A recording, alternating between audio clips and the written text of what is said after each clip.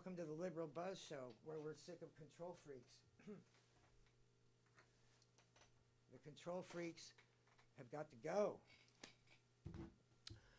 We've got to clean the billionaires out of our weed.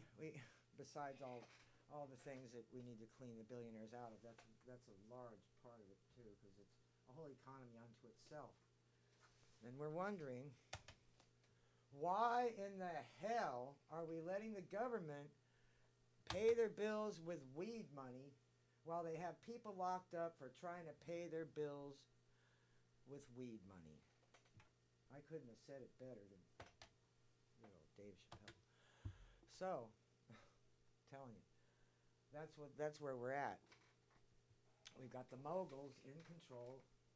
Shona Gokenauer is my guest. She's from the Axis of Love patient advocacy group that's been around for 2 decades, and she's weathered a lot of storms, with the, let's see, here the Billionaire Boys Club, they met CIA weasel Sean Parker, Monsanto giant George Soros, and representatives from the Dutch Mafia will be holding themselves a party this weekend. That was a while back. I just shared this so you know.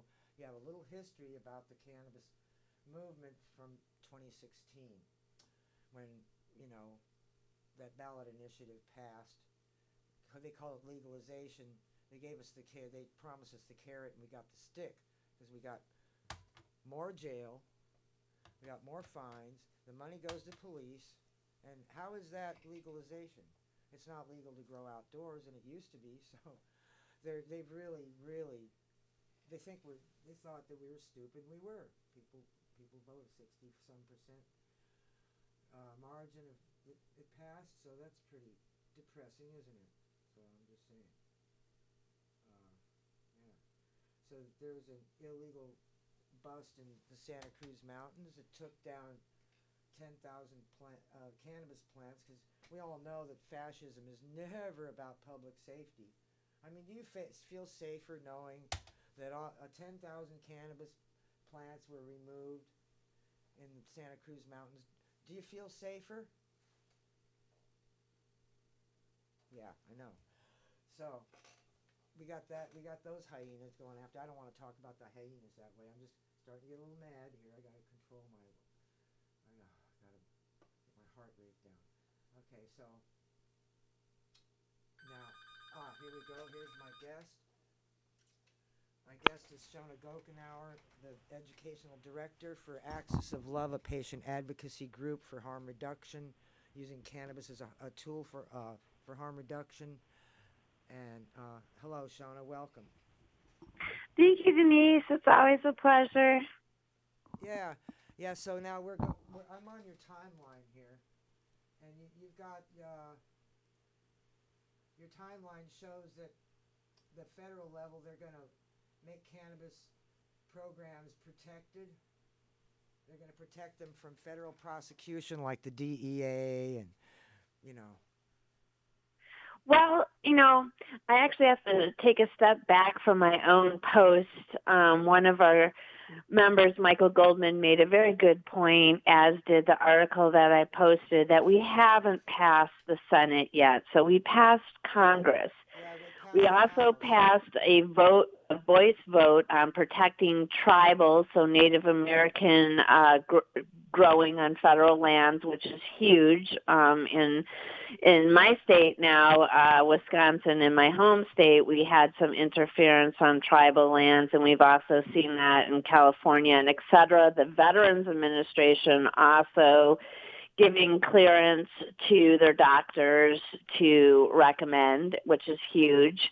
But then, we do have the bigger hurdle, which is the Senate. Wait a minute, Shona. Even if it passes the Senate, it still only lasts for a year, the protections. Correct. But it is a step in a good direction. And within that year, hopefully, I have some hope that maybe America will change and we'll get a lot of the dinosaurs out of their seats and by the time we get hopefully a new president, things will dramatically change. Let's hope, Well, federally, we've got allies federally. that want to change the laws, and hopefully they won't make them they won't corporatize the cannabis laws, because it doesn't look like federally. It looks like could monopolists take over federally, just like they did in California. Well, I think there's some really interesting discussions going on a group called Banned.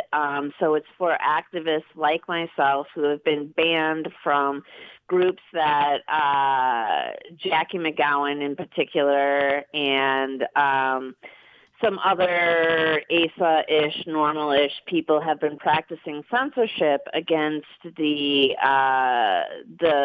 intellects, the true Illuminati, if you will, of cannabis discussions, who have been very critical of the corporatization in California and are very accurate. One person in particular, Daryl Cotton, has been posting a lot about the Sherman Act, which is an antitrust, anti-monopoly act. So there's a lot of cleanup to do in California. And, you know, I've relocated to Wisconsin, my home state, and we've got CBD stores on every corner here. And I've talked to some of the folks, and they're like, well, is California the template for you know, medicalization and legalization? I said, by all means, no. What California did was very elite. It was, you know, for a projected tourist market, and it was very corporatized. If we're going to change stuff, we even want to look at a little bit of what Illinois did, you know.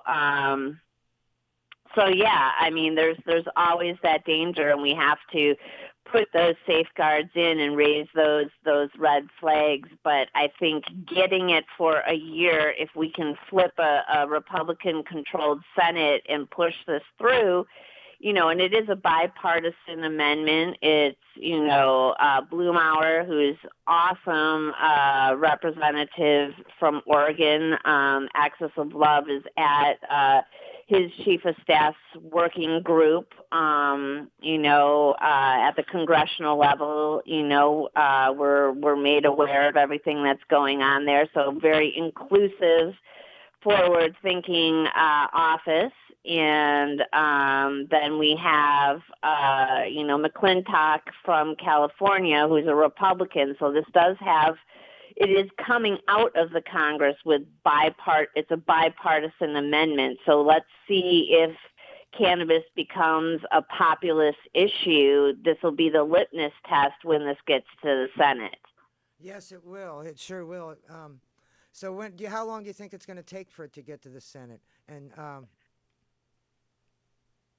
you know, it's always hard to guesstimate the timeline on that. And I have a call in to the organizer of the working group through Blumauer, Miss Lauren Thrift, who's awesome lady, one of the best people I've worked with in politics. And, you know, I'd like to get her take on the timeline before my guesstimate out of my mouth. But, you know, I think that, you know, no time like the present to start working on the Senate, to get our calls into the Senate, to get this through. Don't you guys have Senator Scott Walker in Wisconsin? You know, I believe Walker got ousted, and, you know, even locally here in Milwaukee, we're working with a progressive mayor and a sort of conservative-ish, you know, what would be the Board of Supervisors in San Francisco. But I kind of have 2 feet in each area. You know, I haven't left San Francisco. My spirit is there. I'm still working on and with all of my friends that, you know, I've made over my 30 years there. You know, it's just, you know, quite frankly, it became dangerous for me to be there. Ouch. Oh, maybe it is for me too. I don't know. But now all those fascist arguments for cannabis legalization, you know, the fascist style, you know, that we got from a lady on, you know, the Drug Policy Alliance lady. Are they? Laura Thomas. Are they yes? Are they entrenched in Wisconsin politics as well? So DPA is entrenched everywhere. That is a government-related mechanism. It's a lobbying firm. They are not a civil rights organization. They are a lobbying firm for an elite clientele, and they are everywhere. That's like asking, is George Soros involved? Of course. Oh yeah. Okay, that those two words, George Soros. Yeah. And it's just something that everybody needs to be aware of, and needs to be aware of sort of the spin doctors that are involved with them, and how, they and other groups have tried to silence really sort of the people's voice around cannabis and cannabis market. Yeah, well, now I look on her, it says arguments for cannabis legalization. She was saying that, marijuana is all these people are in jail, and if you don't like this legalization, you're a white privileged person, and it was just, she just completely. She said Prop 64 to legalize marijuana in California is one of the strongest and most progressive criminal justice reforms ever put on the ballot. Oh, well, we know that's all a bunch of crap. That is a spin doctoring. Prop 64 did nothing for equity. They didn't, and it outlawed compassion programs, which basically hit the poorest of the poor, and mostly people of color. It destroyed all of the small local farms. And they did this big push at the end to call everybody that opposed it a racist. And it was a very interesting sort of,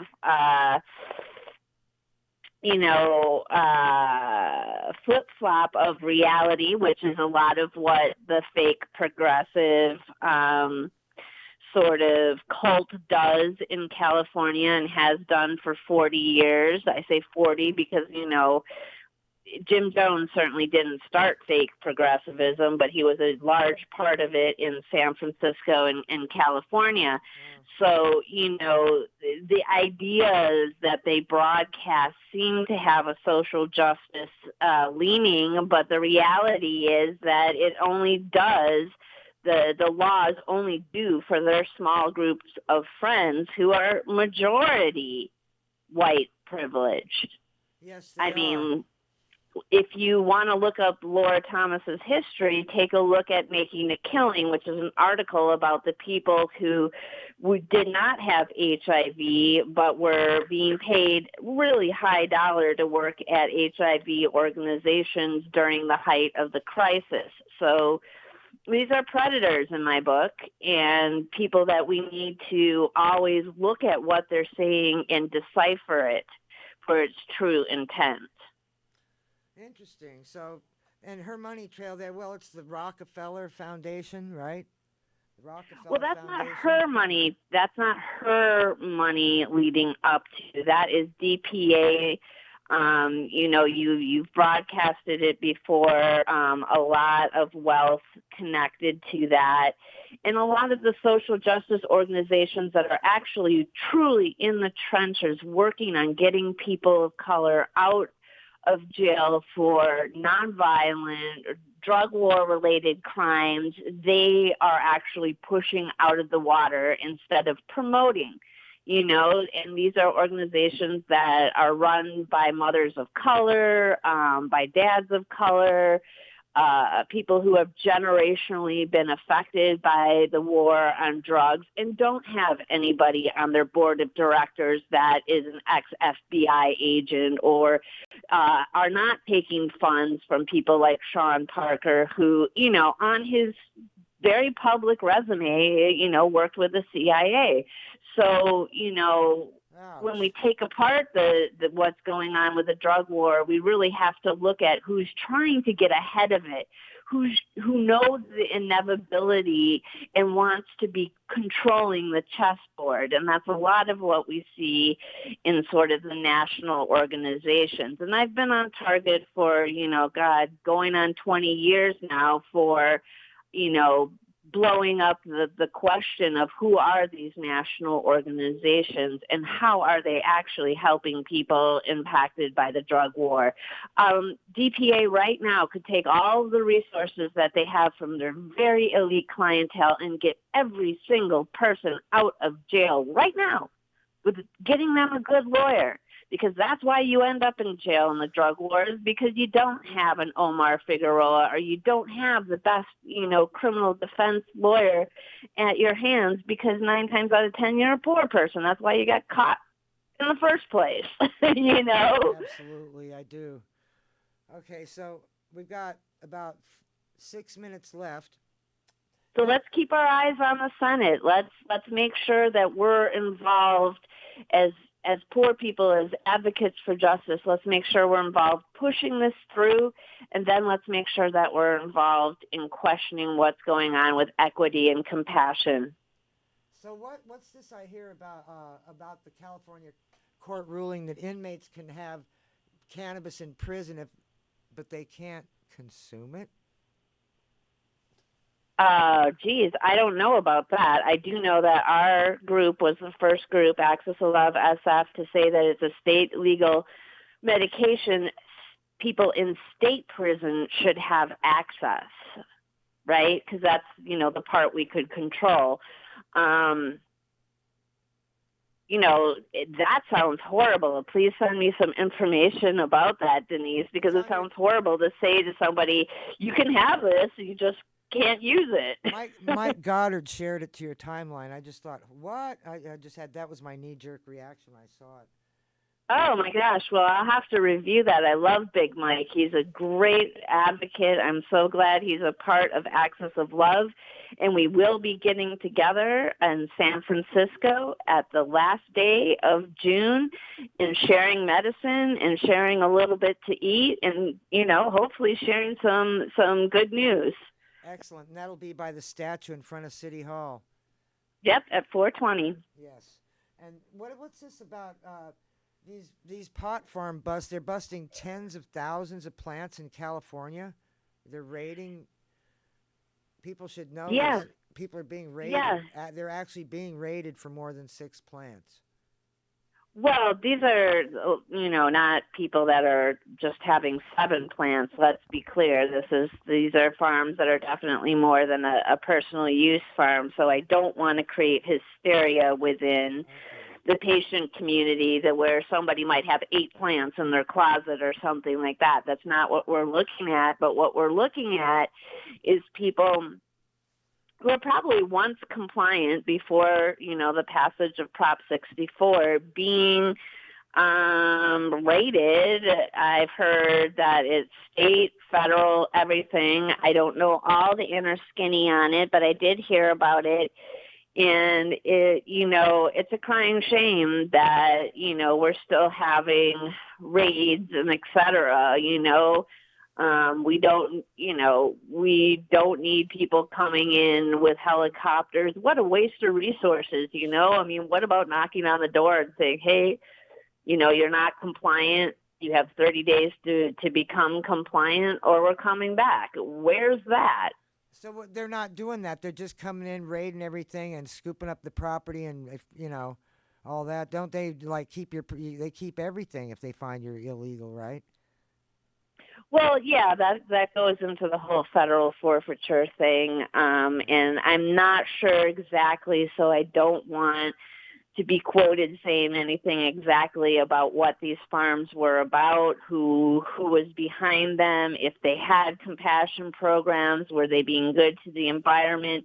These are questions that I think our quote-unquote cannabis enforcement unit should be looking at.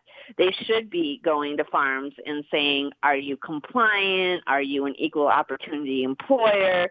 But instead, we know that our California, cannabis enforcement unit is all about taking out the competition for, the elite market.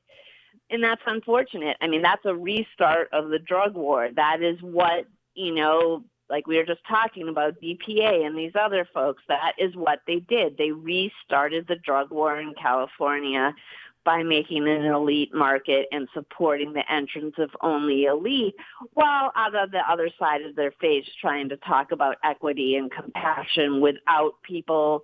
If you have any, they will not allow any voice of dissent. That's why we have an entire other Facebook group in California for people who have actually had a dissenting opinion, because they won't even post a dissenting opinion. That is how tight these groups are. That is how targeting and paramilitaristic these groups are about keeping the market within their friends.